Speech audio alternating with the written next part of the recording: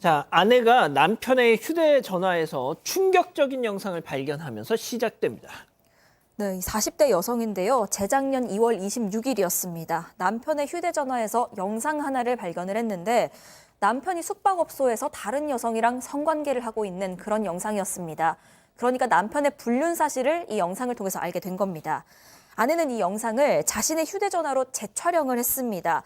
이걸 5달을 가지고 있다가 그해 7월 20일에 그 SNS를 통해서 그 상간녀에게 영상을 전송을 합니다. 그러면서 너희 집에 찾아갈게. 네 남편과 아이들에게 이 동영상 보여주겠다라고 적습니다. 아니 뭐 눈이 뒤집히죠. 충분히 저런 뭐 감정적으로는 좀 이해가 되는 측면이 있는데, 자, 심지어 저 아내와 상간녀가 서로 아는 사이였다는 거 아니에요? 그렇습니다. 아내가 더 화난 이유가 뭐냐면 불륜의 상대가 사실은 그 아내하고 오래간 뭐 친했던 지인 관계뿐만 아니라 남편이 이제 남편은 자기가 임신 중에 그 자기가 친했던 그 지인의 그 불륜이라고 가가지고 그런 뭐 성관계에서뿐만 아니라 그 성관계하는 동영상을 촬영을 했다는 겁니다. 여기에 상당히 화났던 것인데요. 근데 영상을 이렇게 보내줬지 않습니까? 근데 받은 그 상간녀는 뭐라고 했냐면 그 남성이 같이 했던 그 남성이 영상을 찍는지 몰랐다. 몰래 찍은 거다. 그리고 그 영상을 보고는 너무 놀라고 충격을 받아서 자해할 정도로 정신적 충격을 받았다고 주장을 했고요. 결국 상간녀는 그 상대 남성을 불법 촬영 혐의를 해가지고 또 상간녀의 아내는 촬영물을 이용한 협박을 혐의를 해가지고 고소를 했는데요. 이거는 그 성폭력 범죄 처벌에 관한 특례법에서 그러니까 남편도 고소를 했고 그 아내도 성폭력 복지벌법으로 고소를 했던 것이죠. 자, 아내가 임신을 했다고 아내의 오랜 지인과 이런 불륜 행각을 벌인 겁니다. 그 남편이란 자가. 그리고 그걸로만 끝난 게 아니라 이 상간녀와 자신의 어떤 이 외도하는 장면을 불법 촬영을 한 거예요. 자, 그래서 이 상간녀로 지금 이렇게 지목받은 사람은 뭐가 됐든 그 남편을 지금 고소를 한 거죠. 그리고 또 너한테 이걸 보여줄 거야. 너 이거 봐봐. 너 내 남편이랑 왜 했어? 막 이런 그 아내도 지금 고소를 같이 한 겁니다. 자, 그런데 말이죠. 이 재판 일반 형사 사건과는 좀 다른 방식으로 진행이 됐습니다. 체크포인트 짚어보죠. 자, 이겁니다. 누가 피해자인가인데요. 네, 두 사람, 남편, 아내 두 사람 다 재판에 이제 회부가 됐는데 국민참여재판을 신청을 했습니다. 국민참여재판, 배심원들이 판단을 하는 거고요. 일반 국민들 중에 선정한 배심원들이 다수결에 의해서 이 편결을 해서 결론이 나는 건데 배심원 편결을 사실은 판사가 구속되지는 않습니다. 그렇지만 달리 판단하려면 이유를 기재하도록 돼 있기 때문에 일반적으로 배심원 편결대로 가는 경우가 많고요. 자, 이 사건에서 결국은 이 아내 측의 변호인이 그 말을 합니다. 상간녀가 지금 저렇게 고소하는 게 맞느냐라고 하면서 간통죄가 사라지면서 가해자가 자기는 간통 피해자죠. 간통 가해자가 되려 피해자를 명예훼손하면서 협박한 사례가 있다라고 아내는 얘기를 하고 있는 상황입니다.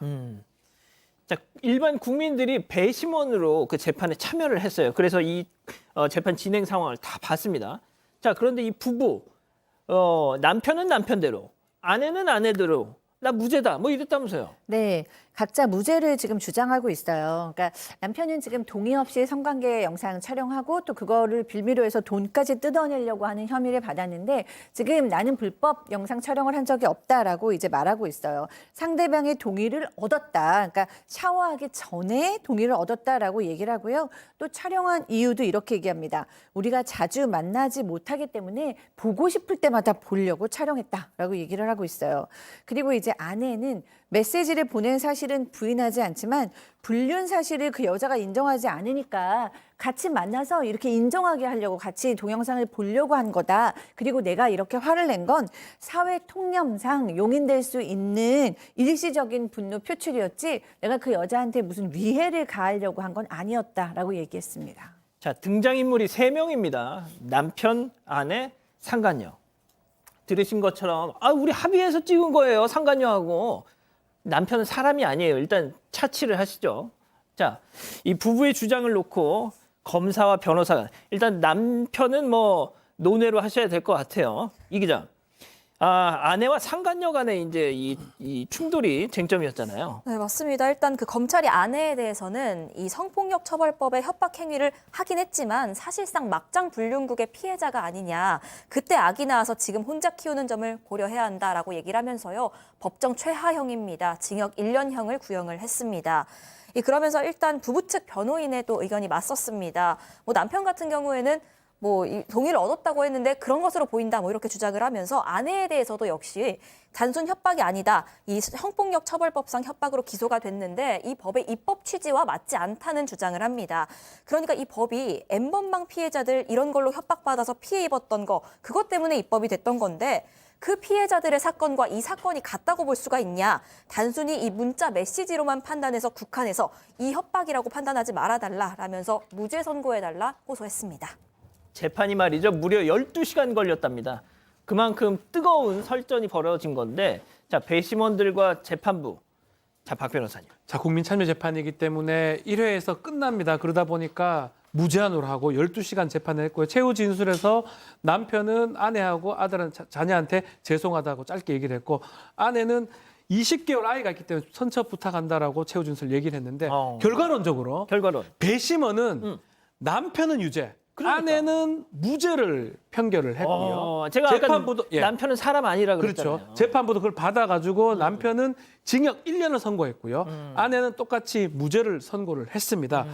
자, 근데 만약에 이게 이제 일반 재판으로 갔으면 네. 제 개인적 의견이긴 한데 네네. 결국은 범죄가 성립하는 구조는 법조문에 일단 죄가 성립하고 그 다음에 이게 위법하냐 위법하지 않느냐. 위법하지 않는 게 뭐냐면 정당한 행위냐, 정당방위냐 이런 거거든요. 지금 주장이 뭐냐면 사회통념상 가능한 행위다 이렇게 하는데 그게 그 판단은 되게 꼼꼼하게 했을 겁니다. 만약에 개인적으로 판사가 만약 판단했다 그러면 이게 무죄까지 가기는 쉽지 않았을 것 같아요. 이 법조문에 일단 해당하는 범죄는 해당하고 사회통념상 그렇다고 계속 보내냐? 판사는 좀 더 엄밀하게 판단했을 것 같고요. 배심원이기 때문에 일반 국민이잖아요. 국민들 봤을 때는 아니 간통당한 이 피해자가 처벌받는 게 말이 되냐 어떤 그런 감정이 좀 촉발해서 무죄가 선고된 게 아닌가 개인적으로 그렇게 생각이 좀 자, 듭니다. 박 변호사님, 저 여기서 질문이 있는데요. 보통 그런 경우 있잖아요. 상간 피해자가 네. 이 상간 남이든 상간 여든 그 직장 가가지고 니들 정말 뭐 이러고 왜 살아 하면서 막 했다가 명예훼손으로 범죄된 경우 만약에 이게 되게 많습니다. 국민참여재판으로 가면 이 경우도 그거는 쉽지가 않을 거예요. 왜요? 그거는 사실은 여기는 지금 사회통념상 그 정도는 할 수 있지 않냐 이건데 만약에 정말 딴 사람한테 걸리지 않을 정도만 되면 모르겠지만 누가 보더라도 명예훼손 될 정도라 그러면 그래서 국민참여재판이라고 하더라도 그게 무죄가 받는 경우는 사실 별로 없을 것 같다는 생각이 듭니다. 자, 박 변호사님 박상희 교수님 지금 간통죄가 없어진 뒤로 저희가 지금 사건 마저에서도 이런 걸 몇 번을 지금 얘기합니까? 네, 그렇죠. 그러니까 간통죄가 없어졌는데 내가 피해자다. 근데 그거를 어떻게 억울함을 어디 호소할 데가 없다. 그럼 이제 사람이 두 번 이제 죽는 마음이 들잖아요. 그런데 오늘 이제 국민 배심원들은 기본적으로 인간적인 공감을 한 것 같아요. 저 아내가 얼마나 상처를 받고 괴로웠을까. 그러니까 그 공감을 받았다는 점에서 물론 이렇게 일종의 협박 문자가 옳지 않고 그러면 안 되겠지만 그래도 그 공감을 받았다는 점에서 그 아내가 상당히 위로가 됐을 것 같습니다. 그러니까요. 고민중개사가 왔습니다. 와우! 가족 여러분의 고민 제가 공짜로 중개해 드립니다. 집단 지성의 힘을 모아 고민중개사 양원호.